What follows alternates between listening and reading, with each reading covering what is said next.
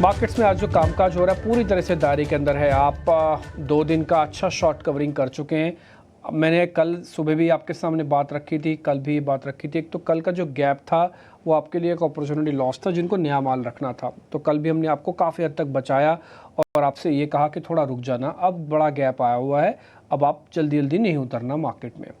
और आज सुबह भी हमने आपके सामने यही बात रखी है कि देखिए मार्केट्स के अंदर जिस जगह पर वहाँ के खड़े हैं वहाँ पे शॉर्ट कवरिंग का फ्यूल ख़त्म हो गया है। सामने डेरिवेटिव एक्सपायरी अगर नहीं होती, आई रिपीट माई सेल्फ, सामने अगर डेरिवेटिव एक्सपायरी नहीं होती तो शायद बाज़ार और थोड़ा कवरिंग करा के और थोड़ा सा मोमेंटो को जनरेट करता और ये 24,800 तक ड्रैग कर जाते। भले 2 दिन और लगते लेकिन 24,800 तक चले जाते। ये बात सुबह हमने चंदन तापड़िया से भी पूछी, वो अभी भी काफ़ी बुलिश है। उनका मानना है कि मार्केट के अंदर तेज़ी बन सकती है, कोई दो राय नहीं है। देखिए जिस जगह पर आप खड़े हैं ये मेक ब्रेक वाले लेवल्स हैं। 200 पॉइंट ऊपर रेजिस्टेंस शुरू हो जाएगा 24,400 पे।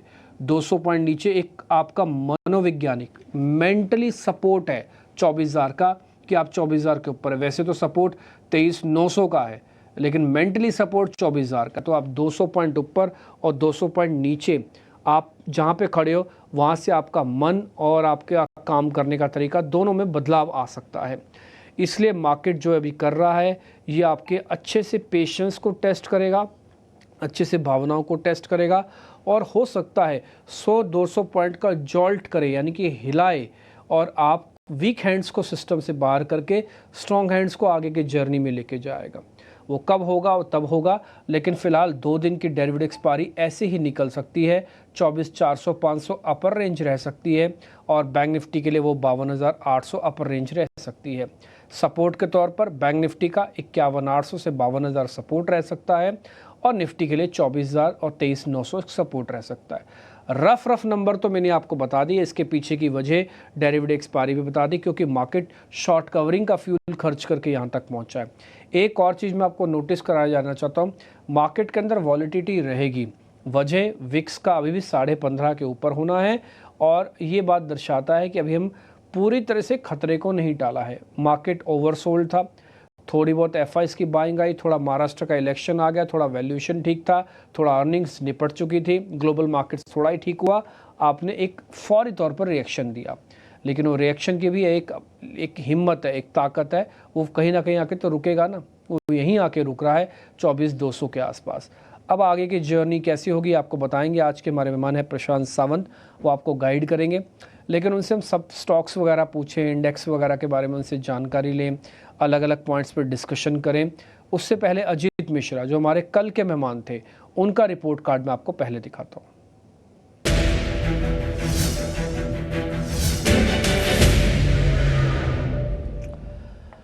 कल किसी वजह से मैं कार्यक्रम में नहीं था, तो हमारे सहयोगी ने कार्यक्रम किया होगा और अजीत मिश्रा साथ में थे, तो उन्होंने ग्रैंडर्स इंडिया को बाय कॉल दी और उसमें आपको रिटर्न मिला करीब 2.5% के आसपास का। ये हमने सामने लिख दिया।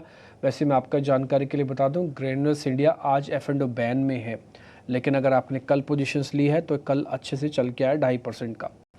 HPCL भी बाय कॉल लाई, उसमें भी 3% तक का गेन आया। कल सर ने आपको 377 के रेट के आसपास दिया होगा, टारगेट रखा होगा 400 का, ठीक है। तो उसमें अभी तक का 3% का रिटर्न कैलकुलेट हो रहा है। जब निफ्टी पे कल बाय होने की रिकमेंडेशन आई होगी तो उन्होंने निफ्टी के भी टारगेट्स दिए होंगे, उसमें आपको 0.5% तक का रिटर्न है। BEL इन्फोसिस का भी रिटर्न हमने कैलकुलेट कर दिया। और जहां पे थोड़ा लॉस हुआ है कमिंस इंडिया, कल बाय कॉल दी गई थी कमिंस इंडिया की, लेकिन वो अभी के रेट से 1% नीचे है। तो हमने जितने भी ट्रेड कल दिए गए बाय सेल के, अब बाकायदा हम लिखते हैं कि ये बाय का ट्रेड है और ये सेल का ट्रेड है और इसमें से इतना परसेंटेज प्रॉफिट लॉस हो रहा है आपको। अगर आप इंडेक्स का छोड़ भी दें तो स्टॉक स्पेसिफिक भी रिपोर्ट कार्ड आपकी बेहद काम आ सकता है जो हम रखते हैं। हालांकि हमने इसमें बेंच मार्किंग 1% की बनाई हुई है। अगर मैं निफ्टी 50 वाले के हिस्से को हटा भी दूँ तब भी अगर आप देखेंगे तो बहुत बढ़िया रिपोर्ट कार्ड बना है। जब रिपोर्ट कार्ड बढ़िया बनता है तो आपका कॉन्फिडेंस हाई होता है, आप इस कार्यक्रम को देखना चाहेंगे। तो आज एक नए फंड मैनेजर, एक नए एनालिस्ट के साथ हम आ रहे हैं, उनका नाम है प्रशांत सावंत। वो भी कुछ बढ़िया ट्रेड आपके सामने रखेंगे ताकि इसी तरह का रिपोर्ट कार्ड आपका कल और भी बने। अब आपको क्या काम करना है, अब आपको जो भी अजीत मिश्रा के ट्रेड थे सबको काटा लगा दो यहीं पे ही। इसी समय 12:05 पे सारे बटन दबा दो, सब पे सामने मार्केट डाल के कट करके सौदे जीरो कर दो। जो भी गेन आया आप थैंक यू का एक मैसेज भेज देना अजीत जी को। अब प्रशांत सावंत की जिम्मेवारी यहाँ से शुरू हो जाती है 12:05 से लेके कल 12:05 तक की, कि वो आपको कुछ बेहतर ट्रेड दे के जाएँ, अच्छे से आपको गाइड भी करें। उनका रिपोर्ट कार्ड हम कल आपको दिखाएंगे जो आज वो बता रहे हैं। इसलिए जो आपका कॉर्पस है, जो आपका फंड है, आप पर डे एनालिस्ट के ऊपर लगाते हो दाव, तो वो आज आप प्रशांत सावंत के ऊपर लगाना। प्रशांत जी नमस्ते, बहुत शुक्रिया, थैंक यू वेरी मच समय देने के लिए। थोड़ा मार्केट फटीक जिसे कहते हैं ना, थकावट, वो महसूस कर रहा है क्योंकि शॉर्ट कवरिंग फास्ट थी, अच्छी भी थी और रिक्वायर्ड भी थी, तो थोड़ा फटीक है। मैं ये नहीं कह रहा कि बाजार कमज़ोर है, मैं कह रहा हूँ बाजार थोड़ा सा थका है चलने के बाद। आपकी कैलकुलेशंस क्या कहते हैं सर निफ्टी बैंक निफ्टी पे? जी डिम्पी जी, गुड आफ्टरनून और सभी दर्शकों को नमस्कार। मुझे लग रहा है कि सबसे अहम, हम जब 23,300 के करीब गए थे, जो कि एक बहुत अहम सपोर्ट था, वहां से एक स्ट्रांग बाउंस आया और उसमें नतीजों की वजह से कल एक अच्छी उछाल भी आई डेफिनेटली। बट ओवरऑल अगर हम देखें, एक चीज की जो कमी पैटर्न में नजर आ रही है, पहले निफ्टी के बारे में बात करूंगा, स्पॉट के बारे में, वो ये है कि अभी तक एक हायर बॉटम बना नहीं। तो जब तक हायर बॉटम नहीं बनता, हम ये कह नहीं सकते कि ट्रेंड चेंज नजर आ रहा है या बेस फॉर्मेशन नजर आ रहा है। हाँ, हम एक सपोर्ट से बाउंस हुए, स्ट्रॉन्ग बाउंस आया है, बट अब एक हायर बॉटम बनना बहुत जरूरी है। ये बॉटम कहाँ बनना चाहिए? तो दो जगह इस चीज के लिए। एक होगा जो 20 दिनों की एवरेज है, करीबन 24,020 24,030 के बीच में, और दूसरा होगा जो 2 दिनों पहले की क्लोजिंग थी, यानी 23,900 950 के जोन में। तो इसके आसपास कई बॉटम बने और वहां से अगर हम अच्छे से बाउंस करें, बाइंग आए, तो मुझे लग रहा है कि हम कह सकते हैं कि अब एक हम बाय ऑन डिप्स के टेक्सचर में आए, जो अभी तक प्राइस वाइज कंफर्मेशन नहीं आया है। तो अब मुझे लग रहा है कि स्ट्रेटेजी निफ्टी स्पेसिफिक क्या होनी चाहिए, तो ये होनी चाहिए कि जिनके पास लॉन्ग है, मैं दो दो लेवल्स के लिए वेट कर रहा था कल कि हम 24,250 24,300 स्पॉट में इस 50 पॉइंट के जोन के ऊपर क्लोज हो जाए। बट कल हम 24 इसके निचले रेंज के नीचे भी क्लोज हो, यानी 24,250 भी क्लोज नहीं हो पाए। तो ये लेवल क्लोजिंग बेसिस पे बहुत अहम होगा 24,300। जब तक ये नहीं हो रहा है, मुझे लग रहा है कि हम एक स्ट्रेंथ जो आनी चाहिए इंडेक्स में, जो फॉलो थ्रू आना चाहिए, वो नजर नहीं आ रहा है। तो मेरे लिए क्लियर कट मोमेंटम के लिए लेवल होगा क्लोज अबाउट 24,300 स्पॉट बेसिस। उसके बाद मैं पोजिशनल लॉन्ग्स के बारे में सोचूंगा। तब तक मेरे जो भी इंडेक्स में ट्रेड होंगे वो इंट्राडे स्पेसिफिक होने चाहिए। लेवल्स क्या होने चाहिए? अगर किसी के पास लॉन्ग है निफ्टी में, आपका अभी ट्रेलिंग स्टॉप लॉस होना चाहिए करीबन, ज्यादा लंबा मत रखें, 24,130 135 30-40 पॉइंट नीचे, ताकि कोई रिवर्सल आए आप एक बार प्रॉफिट बुक करके बाहर हो जाओ। अहम सपोर्ट डेफिनेटली 24,050, ये एक बहुत बड़ा सपोर्ट है। और अब मोटा मोटी मान के चलेंगे 24,000 का, 24,000। उसके नीचे जैसे आपने कुछ वक्त पहले कहा था 23,800 23,850 ये लेवल होंगे, बट वो अभी काफी दूर है। तो फिलहाल 24,050 24,000 ये जोन अहम होगा। ऊपरी लेवल पे 24,300 के ऊपर क्लोजिंग अगर हम देखें, हम बिल्कुल इस रेंज के बीचों बीच है। तो मेरे लिए निफ्टी नो ट्रेड जोन में है। अगर आप कहें तो बैंक निफ्टी पे भी राय दो। ठीक है सर, निफ्टी पे हम एक बार स्टैंप लगा देते हैं अवॉइड की, वैसे लेवल्स भी आपके सामने बता देते हैं। सर कह रहे हैं कि 24,300 के ऊपर ये सारा कुछ रिज्यूम हो जाएगा, वापस से तेज़ हो जाएगा, और 24,000 पे या फिर 24,135 24,000 पे ये सब कुछ ख़राब भी हो जाएगा। आप बिल्कुल बीचम बीच हैं, आपको पाने के लिए भी 100-150 पॉइंट है, आपको खोने के लिए भी 100-150 पॉइंट है। तो आप कोई ट्रेड ना करो, ना ट्रेड करने की कैटेगरी को हम अवॉइड कहते हैं, इसलिए हमने अवॉइड की स्टैंप लगाई है। निफ्टी पे एक बार अवॉइड की स्टैंप लगा दो ताकि काम पक्का हो जाए कि निफ्टी पे हमारा कोई सौदा नहीं है, कोई काम नहीं करेंगे। लेवल्स मोटा मोटी आपको बता दिए। सर अब बैंक निफ्टी भी बता दीजिए, फिर स्टॉक्स पे आएंगे। डीपी जी, बैंक निफ्टी के डेली चार्ट में अगर हम 1 अक्टूबर और 3 अक्टूबर के बीच देखें, तो 52,900 से लेके स्पॉट बेसिस 51,850, ये एक दिन में ही एक बड़ा गैप रेजिस्टेंस है, जो करीबन 1,000 पॉइंट का गैप रेजिस्टेंस है। आज का अगर हम स्पॉट का हाई देखें तो आपको नजर आएगा करीबन 22,500। हम इस गैप को टेस्ट कर रहे हैं, ये एक बड़ा रेजिस्टेंस है। तो अभी रणनीति क्या होनी चाहिए? बट अगर दोनों इंडाइसेस में कंपेयर करें, मुझे लग रहा है कि बैंक निफ्टी में एक्यूमुलेशन काफी अच्छा हुआ है, रेंज ब्रेकआउट की कोशिश हो रही है।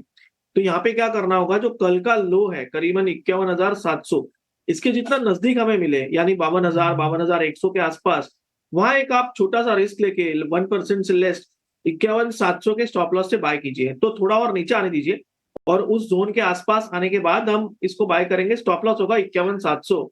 यहाँ से टारगेट होने चाहिए फिर से एक बार 52,600 52,700 के। बट मेरा जो बाइंग होगा वो मैं 250-300 पॉइंट से ज्यादा रिस्क में इस मार्केट में लेना नहीं चाहूंगा। बट दोनों इंडाइसेस में अगर चुनना हो तो मेरे लिए bank Nifty definitely currently buy on dips के टेक्सचर में जाता है।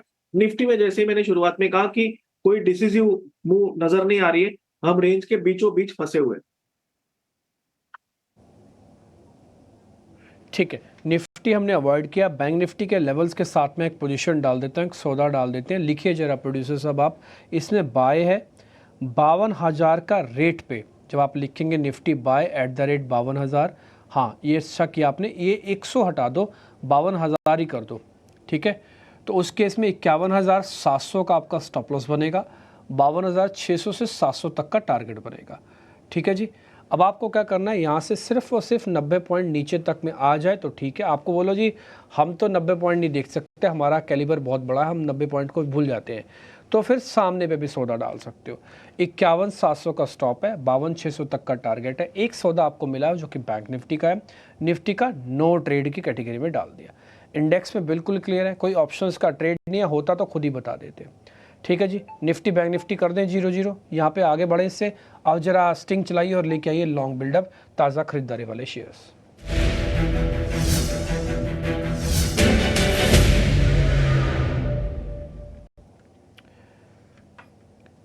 सर जो हमने शेयर्स निकाले हैं जहाँ पर आज खरीदारी हुई है, उसमें एक तो बर्जर पेंट है करीब 2.5% ऊपर, और एक एफएमसीजी का प्लेयर है कोलगेट। कोलगेट का सीरीज़ का सेकंड हाफ आप चेक करेंगे ना तो आपको बहुत अच्छा लगेगा।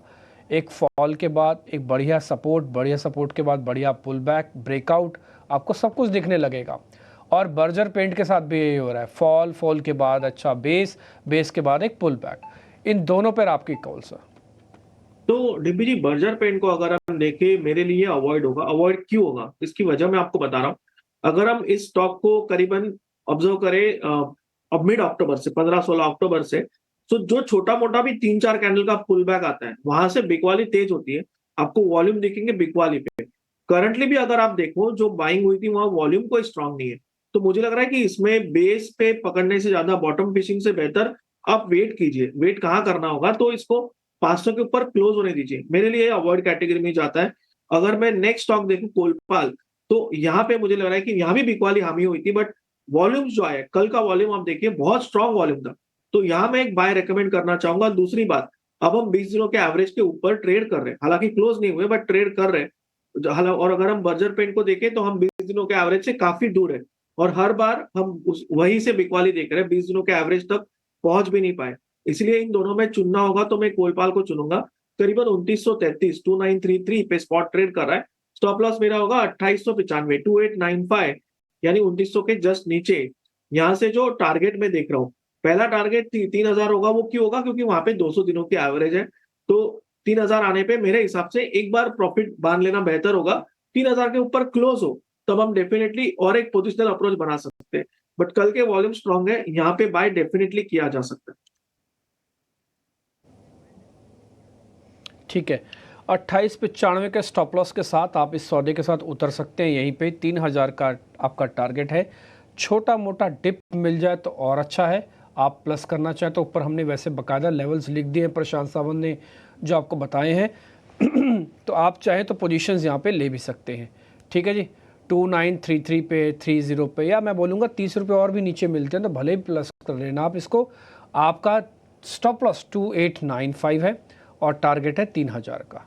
ठीक है जी, रिस्क रिवॉर्ड ठीक है, शेयर्स ठीक है। चुनाव हो गया, 2 शेयर सर के सामने रखे थे, कोलपाल का चुनाव हुआ, बर्जर पेंट को अवॉइड कैटेगरी में डाल दिया। अब तक एक शेयर है। कार्यक्रम को शुरू हुए करीब 15 मिनट हो चुके हैं। अब तक एक ट्रेड आपको इंडेक्स का मिला जो कि बैंक निफ्टी का है, और एक ट्रेड अब तक आपको मिला है कोलगेट पामोलिव का। ये जो 2 शेयर्स हम आपके सामने रख रहे हैं, यही कल रिपोर्ट कार्ड के अंदर जाएंगे। अब तक और सारी सिर्फ चर्चा भर थी। ठीक है जी, आगे बढ़ जाएं। अब जरा आ जाते हैं शॉर्ट कवरिंग के ट्रेड पे। शॉर्ट कवरिंग के 2 सौदे लेके आइए। एक तो है ABFRL, दूसरा है बाटा इंडिया। सर इन दोनों शेयर्स को भी चेक कर लो। बाटा इंडिया इंटरेस्टिंगली एक्सपायरी पे ना जाने इसको क्या होता है, कवरिंग करने लगता है, फिर सीरीज में कमज़ोर हो जाता है। दूसरा ABFRL है, इसको भी चेक कीजिए, पिछले 2 दिन से बढ़िया बिल्डअप दिखा रहा है।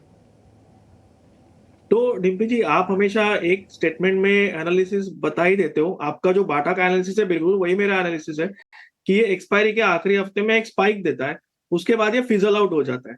तो मैं इसको अभी भी इस लेवल पे अवॉइड करूंगा। आप देखिए वॉल्यूम स्ट्रांग है बट ऊपरी लेवल पे बिकवाली बहुत आई है, तो आपकी हिंट मैंने भी पकड़ लिया और मेरा एनालिसिस बिल्कुल उससे मैच कर रहा है। सो बाटा को अवॉइड में डालेंगे, बट अगर आप देखें ये भी एफआरएल ये 300 के ऊपर सस्टेन कर रहा है, और दूसरी बात कल के वॉल्यूम्स हाई थे उसको आज फॉलो थ्रू मिल रहा है, तो यहाँ एक रिस्क हम ले सकते हैं। और मुझे लग रहा है कि यहाँ पे आपका स्टॉप लॉस जो है वो 293 होगा, जो कल का लो है 293। तो अगर आपको थोड़ा 1-2 पॉइंट नीचे मिले बेहतर होगा, बट इसको पोजिशनल अप्रोच रखिए। और ये मुझे लग रहा है कि 315 यानी 1:1, बट 315 पार होने पे ये 320 324 तक भी जा सकता है। तो ये ट्रेड मुझे इंटरेस्टिंग लग रहा है, वॉल्यूम बैक लग रहा है, यहाँ पे डेफिनेटली एक बाय रेकमेंड करूंगा मैं। ठीक है, एक buy recommendation A B F R L पे है।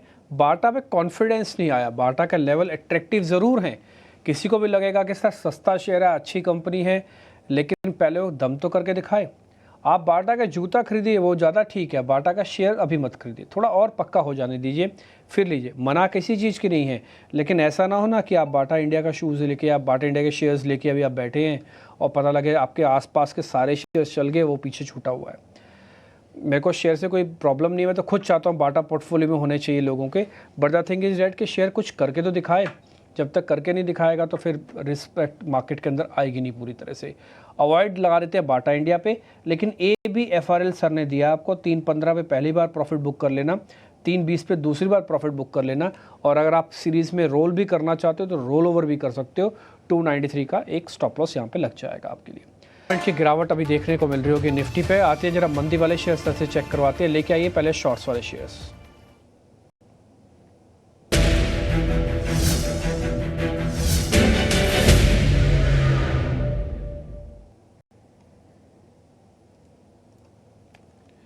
तो मंदी वाले दो शेयर आपके स्क्रीन पर आएंगे, पहला है टीवीएस मोटर्स और दूसरा एनटीपीसी। प्रशांत जी एक बार जरा चेक करना टीवीएस मोटर और एनटीपीसी। तो डिम्पी जी इसमें एनटीपीसी स्ट्रेट सेल में जा रहा है डेफिनेटली, करीबन 361 पे ट्रेड कर रहा है, और आज का जो हाई है वो 370 है। आइडियल स्टॉप लॉस 371, यानी आज के हाई के ऊपर होना चाहिए 371। अगर ये थोड़ा बड़ा लग रहा है तो मेरे हिसाब से आप थोड़ी रैली के लिए वेट कीजिए, बट स्टॉप लॉस चेंज मत कीजिए। स्टॉप लॉस 371 होगा, और आपका टारगेट जो यहाँ से होना चाहिए वो होना चाहिए करीबन 345 345। मुझे लग रहा है एनटीपीसी में जो ब्रेकडाउन है उसको फॉलो थ्रू मिल सकता है, और हम निचले लेवल यहाँ पे देख सकते हैं।